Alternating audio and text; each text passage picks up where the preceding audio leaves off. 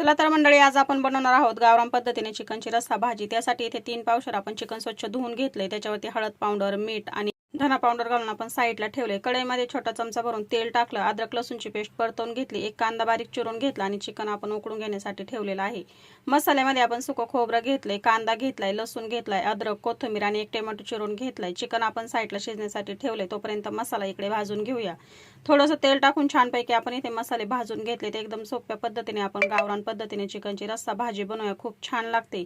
तर अशा पद्धतीने तुम्ही भाजी नक्की बनवून बघा। सर्व मसाले आपण इथे थोडंसं तेल टाकून भाजून घेतलेले आहेत। आता याचं वाटण करून घेऊया। इकडे आपलं चिकन छानपैकी शिजलेलं आहे। फोडणी करून घेऊया। फोडणीमध्ये खडे मसाले घातले, वाटण करून घेतलेला मसाला परतवून घ्यायचा आणि याच्यामध्ये 4 चमचे आपण मालवणी मसाला घालून छानपैकी परतवून घेतलं। उकडून घेतलेलं चिकन याच्यामध्ये घालून घ्यायचं आणि याच्यामध्ये गरम पाणी टाकायचं, चवीनुसार मीठ घालून घ्यायचं आणि 4-5 मिनिटांसाठी छानपैकी उकळी काढून घ्यायची। झटपट तरीदार अशी चिकनची रस्सा भाजी तयार।